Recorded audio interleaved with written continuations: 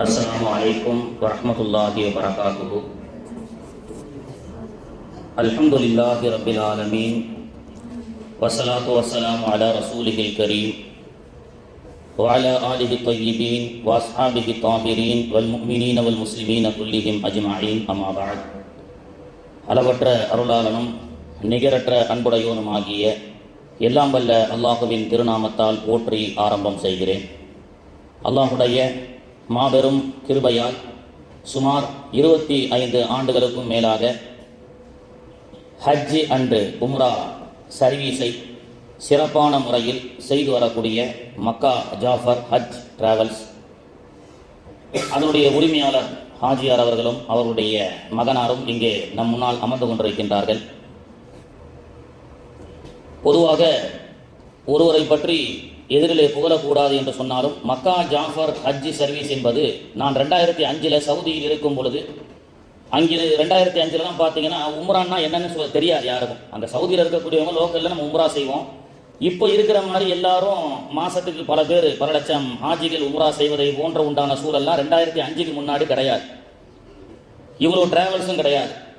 அப்படி இருக்கப்பட்ட காலத்திலேயே நான் சவுதியில் இருக்கும் பொழுது உம்ராவுக்காக செல்லும் பொழுது, அப்பொழுதே இந்த பெண்கள் எல்லாம் தவாஃப் செய்யும் பொழுது மக்கா ஜாஃபர் என்ற அந்த பிராண்டோடு மக்கன்னா போட்டு தவாஃப் செய்யக்கூடியதை நான் பார்த்திருக்கிறேன் 2005லேயே.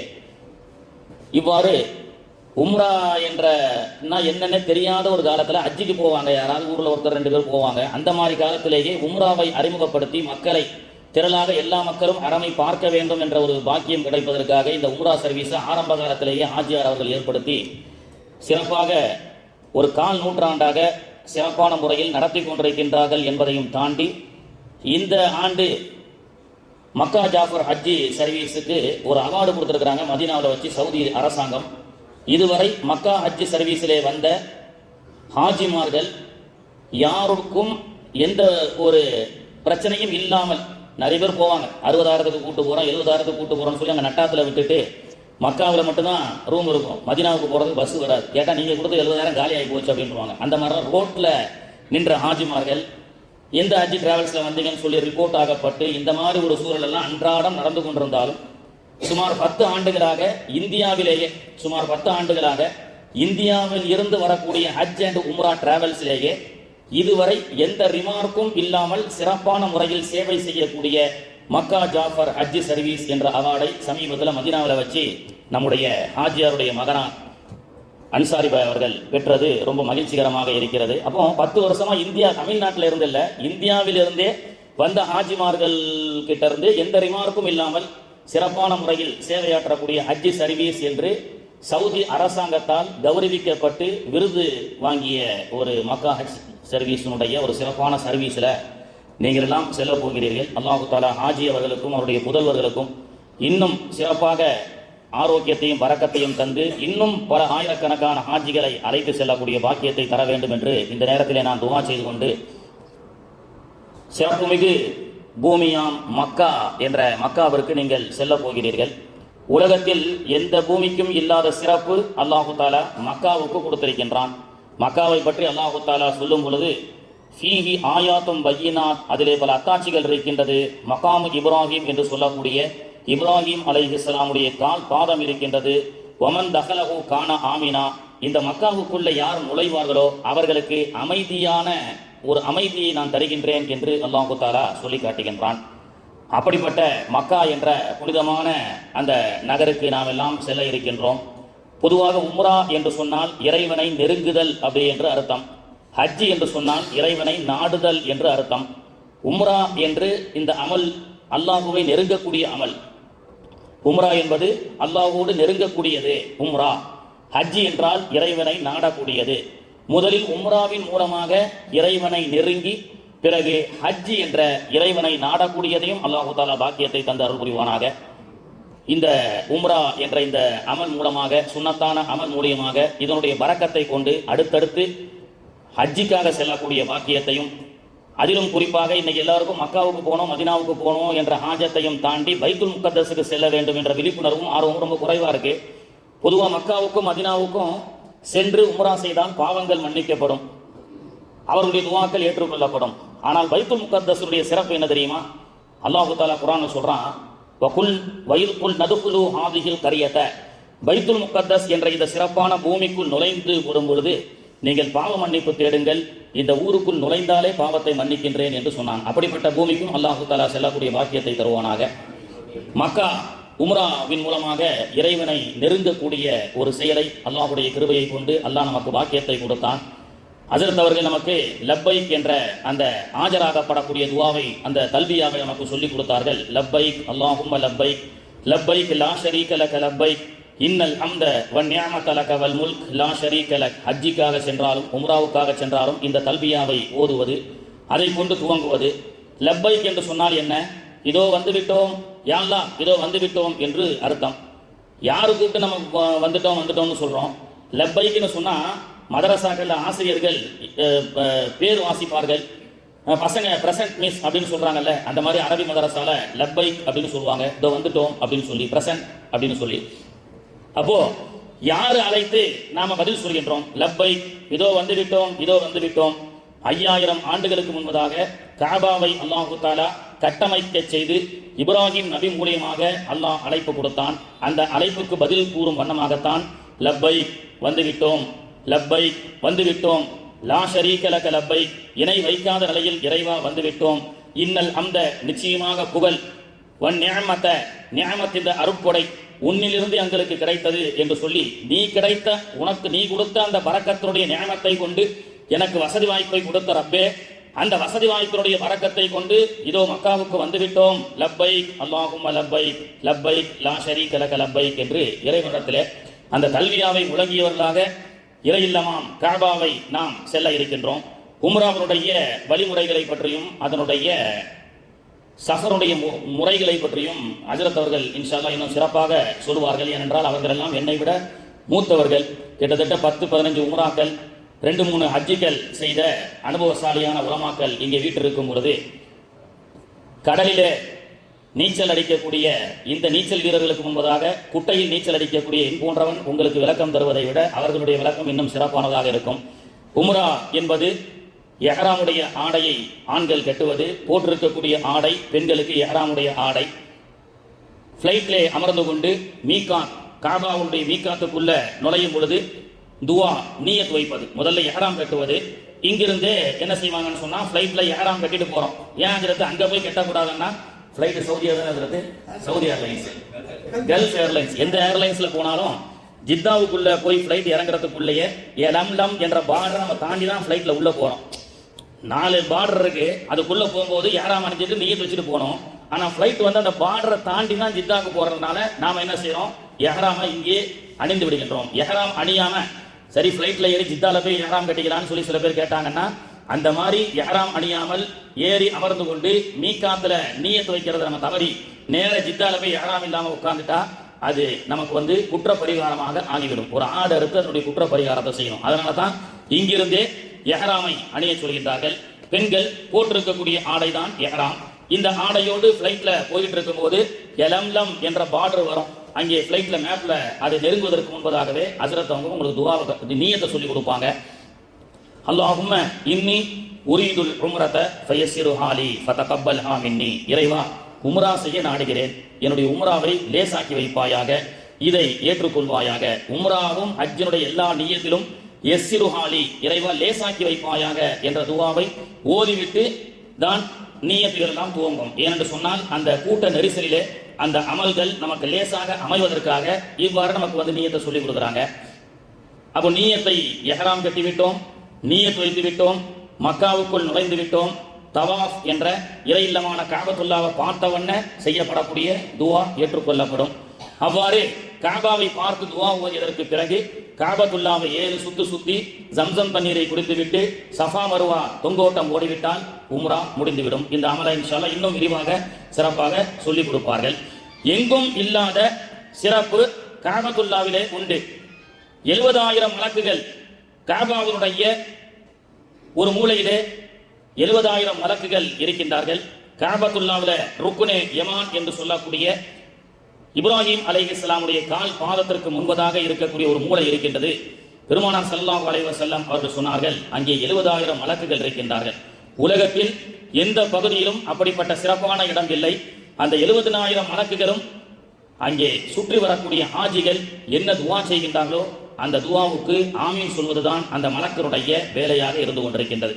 அது மட்டுமல்ல, யமீனுல்லா என்று சொல்லக்கூடிய அல்லாஹ்வுடைய கரங்கள் என்று சொல்லக்கூடிய சொர்க்கத்திலிருந்து வந்த ஹஜருல் அஸ்வத் என்ற கல் அங்கே அமைய பெற்றிருக்கிறது.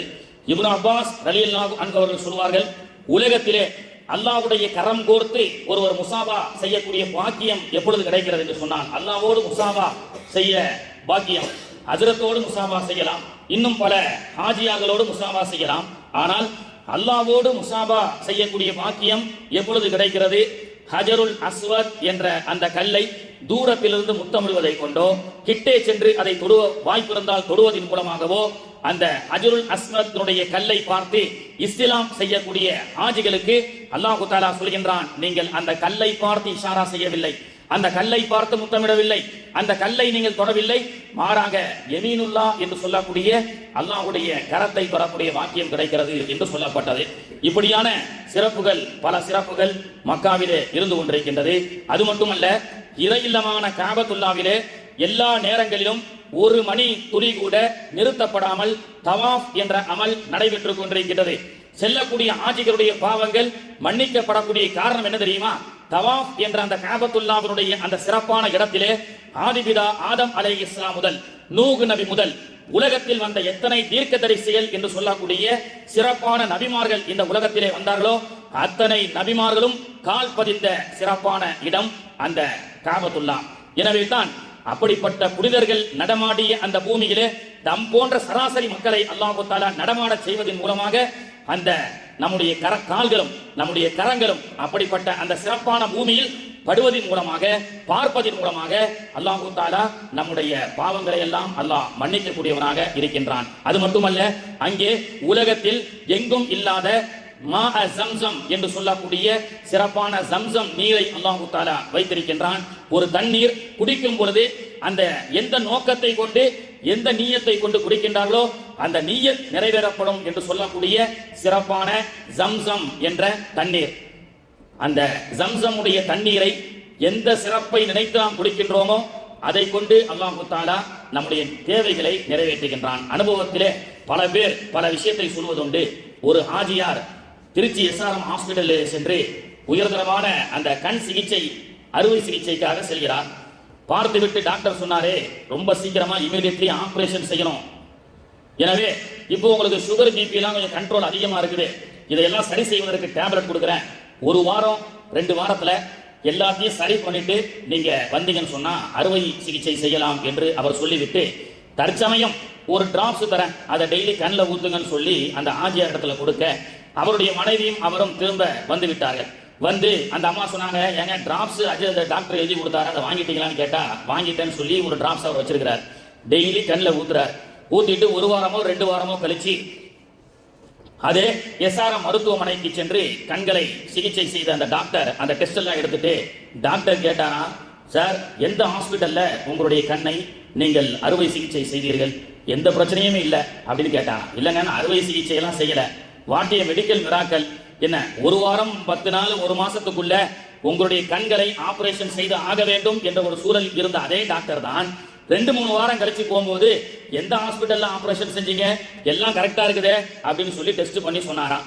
இதெல்லாம் டெஸ்ட் முடிச்சுட்டு இனி ஆபரேஷன் தேவையில்லைன்னு அவர் சொல்லி அனுப்பும் பொழுது திரும்ப அந்த ஹாஜியா தன்னுடைய மனைவியோடு வரும் பொழுது சிரித்துக் கொண்டே சொன்னாராம், டாக்டர் சொன்னது ஆச்சரியமாக இல்லையா? ஆமாங்க, ஆச்சரியமா இருக்கு.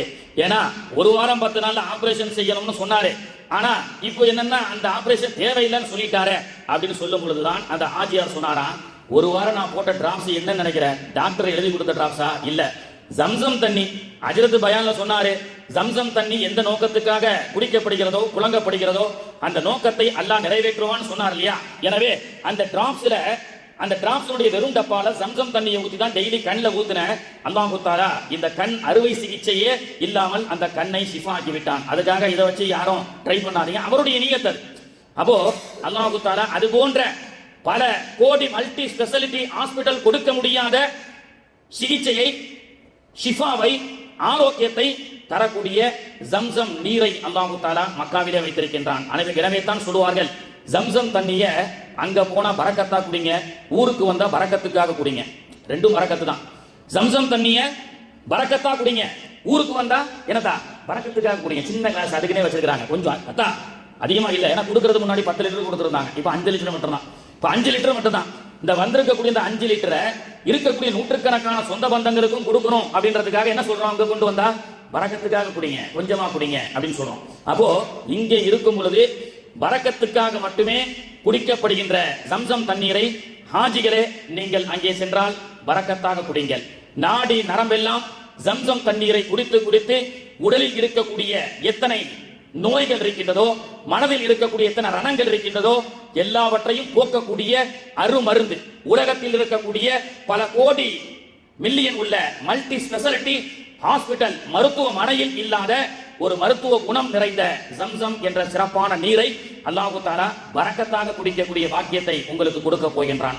எனவே தான் உம்ராவிலே தவாப் செய்து முடித்தவுடன் காபத்துல்லாவை பார்ப்பது 2 அமல் கிடைக்குது. இங்கே வெறும் ஜம்சம் தண்ணி மட்டும்தான் குடிக்க முடியும், ஆனால் அங்கே காபத்துல்லாவை பார்த்து கொண்டே குடிக்கலாம். ஹஜ்ரத் அவர்கள் சொன்னார்களே, பார்த்தாலே நன்மை, காபத்துல்லாவை பார்த்தாலே நன்மை. அப்படிப்பட்ட காபத்துல்லாவை பார்த்து கொண்டு அந்த இத்தனை நாள் வரை ஏதோ ஊர்ல 4 செவத்துக்குள்ள பள்ளிவாசல்ல இறையில்லமான காபத்துல்லாவை முன்னோக்கி தொழுகின்றேன், காபத்துல்லாவை முன்னோக்கி தொழுகின்றேன் என்று சொல்லால் மட்டும் சொல்லிக் கொண்டிருந்தோம். ஆனால் காபத்துல்லா நம் கண் முன்னே இல்லை. நமக்கு முன்னாடி இமாம் நிற்கிறாரு. பெண்களாக இருந்தால் நமக்கு முன்னாடி வெறும் செவுறு தான் இருக்கு. சஃபல நின்றா நமக்கு முன்னாடி யாரோ ஒரு மூமியுடைய முதுகுதான் தெரிகிறது. ஆனால் தொழும் பொழுது என்ன சொல்கின்றோம், காபத்துல்லாவை முன்னோக்கி தொழுகின்றோம் அப்படின்னு நம்ம தக்பீர் கட்டுறோம். அப்போ இங்கே இருக்கும் பொழுது அந்த அசலான அந்த விஷயம் நமக்கு நிறைவேற்றப்படுவதில்லை. ஆனால் காபத்துல்லாவுக்கு சென்றால் மட்டுமே இறைவா இது நாள் வரை என்னுடைய ஊரிலே காபாவை முன்னோக்கி தொழுகின்றேன், காபாவை முன்னோக்கி தொழுகின்றேன் என்று என்னுடைய வார்த்தையை சத்தியமானதாக கபூல் ஆனதாக ஆக்கப்படக்கூடிய பாக்கியத்தை இன்னைக்கு காபத்துல்லாவுக்கு முன்னாடியே இன்று தொடரக்கூடிய பாக்கியத்தை இறைவா எனக்கு கொடுத்தாயே என்று நாம் பெருமிதத்தோடு அல்லாஹ்விடத்திலே நாம் இறைவனுக்கு நன்றி செலுத்தக்கூடியவர்களாக இருக்க வேண்டும். பணத்தை கொண்டோ நம்முடைய சக்தியை கொண்டோ மக்காவுக்கு செல்ல முடியாது. இதே ஜித்தாவில் இருக்கக்கூடிய ஆயிரக்கணக்கான இஸ்லாமியர்கள் 70 கிலோமீட்டர் மக்கள் மட்டுமே இருக்கக்கூடிய மக்காவை பார்க்கக்கூடிய பாக்கியம் கிடைக்கிற 40 வருஷம் 50 வருஷம் ஜித்தாவிலேயே வேலை உலக ரீதிக்காக வேலை செய்து கொண்டிருக்கக்கூடிய எத்தனையோ மூமின்களுக்கு அந்த பாக்கியத்தை அல்லாஹ் கொடுக்கிற. சுமார் ஆயிரக்கணக்கான மைலுக்கு இப்பால் இருக்கக்கூடிய நம்மை அல்லாஹு தஆலா யாருடைய துஆவை கொண்டோ இப்ராஹிம் அலைஹிஸ்ஸலாமுடைய லப்பைக்கு, அவருடைய அழைப்புக்கு லப்பைக் என்று சொல்லக்கூடிய வாக்கியத்தை கொண்டு நம்மளை எல்லாம் அந்த காபத்துல்லாவுக்கு அழைத்து செல்கின்றான். காபத்துல்லாவுடைய அங்கே சென்றால் எதையும் அலட்சியமாக கருதாதீர்கள். பேச்சை ஹாஜிமார்கள் செல்லக்கூடிய ஹாஜிகள் உங்களுடைய பேச்சுக்களை எல்லாம் ஜாக்கிரதையாக ஆக்கிக் கொண்டு முடிந்தவரை இறைவனிடத்திலே நம்முடைய கோரிக்கைகளை துஆக்களை வைத்துக் கொண்டே இருக்க வேண்டும். அங்கே சில பறவைகள் புறாக்கள் இருக்கும். அந்த புறாக்களுக்கெல்லாம் தீனி போட்டுக் கொண்டிருக்கக்கூடிய காட்சியை பார்ப்போம். அந்த புறாக்களுக்கு கூட வரலாறு உண்டு என்று சொல்லி காட்டுகின்றார்கள். மக்காவினுடைய சிறப்பை பற்றி ஆச்சாரர்கள் சொல்வதை கொண்டு நீங்க பெருமானார் அவர்கள் நுபுவத்திற்கு முன்பதாக காரே ஹிரா என்று சொல்லக்கூடிய ஹிரா குகையிலே அமர்ந்தார்களே, அந்த சிறப்பான இடத்தை நீங்கள் பார்க்க போகின்றீர்கள். பெருமானார் அவர்களும் சித்திக் நாயகம் அவர்களும் சவுரு குகையிலே இருந்து அவர்களை அல்லாஹ் தஆலா ஒரு சிலந்தி வலையை கொண்டு பாதுகாக்கப்பட்ட வரலாறு நமக்கு தெரியும். அப்படிப்பட்ட அந்த பெருமானார் அவர்களும் சித்திக் நாயகம் அவர்களும் சவுரு குகையிலே இருக்கும் பொழுது ஒரு புறாக்களுடைய முட்டையிட்டு இருக்கக்கூடிய ஒரு கூட்டை அல்லாஹ் தஆலா அங்கே வைத்ததன் மூலமாக எதிரிகளுடைய தாக்குதலை விட்டும் அல்லாஹ் பாதுகாத்தான் அல்லவா. அந்த புறாக்களுடைய முட்டையிலிருந்து இனப்பெருக்கம் செய்யப்பட்ட புறாக்கள் தான் அந்த மக்காவிலே இருந்து கொண்டிருக்கின்றது. சவுரு என்னும் குகையிலே தாகா நபி மடியிலே தாளால பகை சூழ்ந்து தாக்கிய போது, தன் மீது கருணாகம் தீண்டிய போது அருமையான தோழருக்கு துன்பம் ஏதும் வந்திராமல் பொறுமையோடு அதனை வென்ற தூயவர் அபூபக்கர் சித்திக் ரலியல்லாஹு அன்ஹு. அத்தகைய சவுரு குகையை நீங்கள் பார்க்க போகின்றீர்கள். அந்த புறாக்களுக்கும் வரலாறு உண்டு. அந்த சவுரு குகையிலே பெருமானார் அவர்களையும் சித்திக் நாயகத்தையும் பாதுகாத்த அந்த புறாக்களுடைய இனப்பெருக்கத்தால் ஏற்படுத்தப்பட்ட புறாக்கள் தான் அங்கே இருக்கிறது என்று இன்னும் எத்தனையோ சிறப்பு வாய்ந்த இடங்கள் இருக்கின்றது. அதையெல்லாம் நீங்கள் பார்க்க போகின்றீர்கள். முதல்ல வேல்யூகளை முதல்ல தெரிஞ்சுக்கணும். அதனால தான் நீங்க எந்த டிராவல்ஸ்ல போறீங்க, அந்த டிராவல்ஸ் எப்படிப்பட்ட சிறப்பானது என்பதை நான் சொன்னது மாதிரி மக்காவுக்கு சென்றால் பொதுவாக அந்த இடத்தை பற்றி நாம் தெரிந்து கொள்ள வேண்டும். அதனுடைய சிறப்புகளை மட்டும் நாம தெரிஞ்சு கொள்ள வேணும். ஏன்னா அல்லாஹ் தஆலா காசு பணத்தை பரக்கத்தா கொடுத்துட்டான். நினைச்ச நேரத்தில் ஹஜ்ஜிக்கு போகலாம், நினைச்ச நேரத்தில் உம்ராவுக்கு போகலாம்னு சொல்லி இப்பதான் குடும்பத்தோட நிறைய பேர் செல்கிறார்கள். அங்கே சென்றால் பிள்ளைகள் மக்கா காபத்துல்லாஹ்ல உட்கார்ந்து செல்போன்ல ஒன்னு செல்ஃபி எடுத்துட்டு இருக்கிறான், அப்படி இல்லாட்டா வீடியோ கேம்ஸ் விளையாடிட்டு இருக்கிறான். ஒரு அம்மா ஹஜ்ஜிக்கு போயிருக்கிறாங்க. மினா எப்படிப்பட்ட இடம்? இப்ராஹிம் அலைஹிஸ்ஸலாமுடைய வாழ்ந்த வீடு. அங்கே தான் மையமாக தங்கி எல்லா இடத்துலயும் அமல் செய்வோம். அந்த மினா டென்ட்ல உட்காந்து ஒரு அம்மா டெய்லி போன் பேசிக்கிட்டு, அப்படியா ஏதோ பிரச்சனை, ஒரு பிரச்சனை நடந்தா எப்படி இருக்கும்? அல்லாவே கல்யாணம் நடக்கலையா, நின்று போச்சா, ஏன் என்னாச்சு அப்படின்னு சொல்லி மினா டென்ட்ல உட்காந்துட்டு ஒரு அம்மா அடிக்கடி போன் பேசிட்டு இருக்காங்க டெய்லி. ஒரு நாள் 2 நாள் பக்கத்துல இருக்க அஜரத்து பார்த்தாரு, சரி அந்த அம்மாவுக்கு ஏதோ பிரச்சனை போல தெரியுது, இறைவா ஏதோ கல்யாணம் நடந்ததுன்றாங்க, நடக்கலன்றாங்க, ஏதோ ஊர்ல ஒரு பெரிய சிக்கல் இருக்கு போல தெரியுது குடும்பத்துல. எனவே யா அல்லாஹ் அந்த அம்மாவுடைய பிரச்சனை எல்லாம் தீர்த்து வைன்னு இந்த அஜரத்து கூட போன அஜரத்து சரி வந்தவங்க மேல கவலைப்படணுமா இல்லையா? அந்த அம்மாவுக்கு என்ன பிரச்சனைன்னு தெரியல, டெய்லி போன்ல ஏதோ பிரச்சனையை பற்றி பேசிட்டு இருக்கிறாங்கன்னு சொல்லி அஜரத்து துவா செஞ்சுட்டு கூட வந்த அம்மா இடத்துல, என்னம்மா அந்த அம்மாவுக்கு பிரச்சனை, ஏதோ டெய்லி போன்ல அவ்வளவு ஆக்ரோஷமா கவலைப்பட்டு குடும்பத்துல பிரச்சனையை பேசிட்டு இருக்கிறாங்களேன்னு சொல்லும் போது அந்த அம்மா சொல்லிச்சான், அஜரத்து அது குடும்ப பிரச்சனை கிடையாது, செம்பருத்தி சீரியல் நாடகம், அதுல என்ன நடந்ததுன்னு அந்த அம்மா போன் பண்ணி டெய்லி அதை பத்தி கேட்டுருக்காங்க. அப்போ மினா டென்ட்ல உட்கார்ந்து சீரியல் கதையை பற்றி பேசக்கூடிய அளவுக்கு இருக்குன்னு சொன்னா அந்த இடம் எப்படிப்பட்ட இடம் என்ற அகமியங்கள் தெரியவில்லை. அந்த அளவுக்கு இன்னைக்கு செல்போன் மோகமும் வீட்டில் இருக்கக்கூடிய டிவி மீடியாக்களுடைய மோகமும் நம்மை அபகரித்து வைத்திருக்கின்றது. புனிதமான காபத்துல்லாவுக்கு சென்றாலும் கூட அங்கே உட்கார்ந்து கொண்டு கூட திரைப்பட கதைகளையும் வீணான பேச்சுக்களையும் புறம் பேசிக் கொண்டிருக்கக்கூடிய ஒரு சூழலை இன்னைக்கு பார்க்க முடிகிறது. ஏன்னா இன்னைக்கு எம்பியும் கேபியும் ஜிபி நிறைய கொடுத்துறதுனால இன்னைக்கு மொபைல் போன் வீடியோ கால் பார்த்து பேசக்கூடிய அளவுக்கு உண்டான ஒரு சூழல் ஏற்பட்டு விட்டது. இது போன்ற வசதி வாய்ப்புகள் இருந்தாலும் அங்கே சென்றால் நம்முடைய நோக்கத்தை நாம் சரியாக ஆக்கிக் கொள்ள வேண்டும். மக்காவுக்கு போனா அஜரத்தை கூட்டு போவீங்க, அஜரத்து டீ சாப்பிடலாமா, டீ சாப்பிடலாம். கடைக்கு போன உடனே கம் ஷாய் கம் ரியால் அஜரத் கேட்பாங்க அரபியில. அப்ப அவர் சொல்லுவாரு சலாச ரியால் 3 ரியால் அப்படின்னு சொல்லுவாரு. மக்காவில அஜரத்து 3 ரியால்னா எம்பிட்டு, முதல்ல சலாசனா எம்பிட்டு, 3மா ரியால்னா எம்பிட்டு, 3 ரியால் சொல்றாங்க. நம்ம ஊருக்கு எவ்வளவு அஜரத்து? 1 ரூபாய்க்கு 23 ரூபா, 3 ரியாலுக்கு எவ்வளவு தான்? 60 69 ரூபா ஆச்சு. அல்ல டீ 69 ரூபா குடிக்கணுமா? வேணாம் அஜரத்து. பேரம் பேத்திகளுக்கு விளையாட்டு ஜாமான் வாங்குறதுக்காக வேற எதுக்காக போகும்போதெல்லாம் கணக்கு பாக்குறோம். 10 ரியால்னா எம்பிட்டு அஜரத்து? 230 ரூபா. 1000 ரியால்னா எவ்வளவு அஜரத்து? 23,000 ரூபாய். கணக்கு போட்டு பாக்குறாங்க தாய்மார்கள் இருந்து எல்லாரும் கணக்கு போட்டு நம்ம ஊருக்கு எம்புட்டு இங்க எம்புட்டு விக்குது அப்படின்னு சொல்லி இந்த கணக்கை எல்லாம் பார்க்கக்கூடிய நாம அங்கே சென்றால் ஒரு சுப்ஹானல்லாஹ்வுக்கு எத்தனை நன்மை தான்? 1,00,000 சுப்ஹானல்லாஹ் சொன்ன நன்மை. உலகத்தில் எந்த கரன்சிக்கும் இல்லாத வேல்யூபிள். இன்னைக்கு நாம எல்லா வேல்யூபிளும் தெரிஞ்சு வச்சிருக்கோம். வீட்டுக்கு மாப்பிள்ளை பேத்திக்கோ மகளுக்கும் மாப்பிள்ளை பாக்குறோம். மாப்பிள்ளை எங்க தான் இருக்காரு? சவுதியில இருக்கிறாரு. சம்பளம் எவ்வளவு? 1000 ரூபாய். அந்த நாட்டு காசுக்கு 1000 ரூபாய். துபாயில 1000 ரூபாய், குவைத்துல 1000 ரூபாய், புருனைல 1000 ரூபாய். 4 மாப்பிள வருது. எதை தான் செலக்ட் பண்ணுவீங்க? குவைத்தில் அஜரத்து அது தீனாரு, ஒண்ணுக்கு 300 ரூபாய். கணக்கு பாக்குறோம். இப்போ பணக்காசுகளை எப்படி கரன்சிகளை வேல்யூபிள் கணக்கு பாக்குறோமோ அந்த மாதிரி உலகத்தில் இந்தியாவில் 1 ரூபாய் அல்ல அந்த நாட்டில் 1 ரூபானா இந்தியாவில் 1,00,000. எந்த கரன்சி வேல்யூபிளா எந்த நாட்டிலும் இருக்கா? இல்லை. ஆனால் உலகத்தில் அமெரிக்காவுக்கு போங்க, ஆஸ்திரேலியாவுக்கு போங்க, சுவிட்சர்லாந்துக்கு போங்க, ஜெர்மனிக்கு போங்க, உலகத்தில் எங்கு வேண்டுமானாலும் நீங்கள் செல்லுங்கள். அது தஞ்சாவூரில் சொல்லப்பட்ட ஒரு சுப்ஹானல்லாஹ்வாக இருந்தாலும் அமெரிக்காவில் சொல்லப்பட்ட ஒரு சுப்ஹானல்லாஹ்வாக இருந்தாலும் ஒண்ணுக்கு ஒன்றுதான். ஆனால் மக்காவிலே நீங்கள் ஒரு சுப்ஹானல்லாஹ் சொன்னால் 1,00,000 சுப்ஹானல்லாஹ் சொன்ன நன்மை கிடைக்கும். சரி, நன்மைக்கு ஓகே. அதே மாதிரி அங்க ஒரு பாவம் செஞ்சாலும் எவ்வளவு தான்? நெகட்டிவாவும் திங்க் பண்ணுமா இல்லையா? எனவே நம்முடைய சொற்களை பார்த்து கவனமாக பயன்படுத்தி இருக்கக்கூடிய அந்த சிறப்பான நேரத்திலே அள்ளக்கூடிய அத்தனை கஜானாக்களையும் அள்ளிக்கொண்டு வர வேண்டும். அல்லாஹ் தஆலா அப்படிப்பட்ட பாக்கியத்தை நாம் அனைவர்களுக்கும் தந்து அருள் புரிவானாக. உம்ரா என்ற இந்த நெருங்கக்கூடிய இறைவனை நெருங்கக்கூடிய அமலுடைய வரக்கத்தை கொண்டு ஹஜ்ஜிக்கும் செல்லக்கூடிய பாக்கியத்தை அல்லாஹ் தஆலா தந்து அருள் புரிவானாக. மக்காவையும் மதினாவையும் ஹஜ்ஜி உம்ராவின் மூலமாக தரிசிப்பதையும் தாண்டி பைத்துல் முகத்தஸ் பரக்கத்தான அந்த பூமிக்கும் செல்லக்கூடிய பாக்கியத்தை அல்லாஹ் தஆலா தந்து அருள் புரிவானாக. அல்லாஹ் தஆலா நாம் அனைவர்களுக்கும் நம்முடைய சந்ததிகளுக்கும் அல்லாஹ் அந்த பாக்கியத்தை தந்து அருள் புரிவானாக. வாய்ப்பளித்ததற்கு நன்றி கூறி விடைபெறுகிறேன். வாஹிரு தஅவானா அல்ஹம்துலில்லாஹி ரப்பில் ஆலமீன்.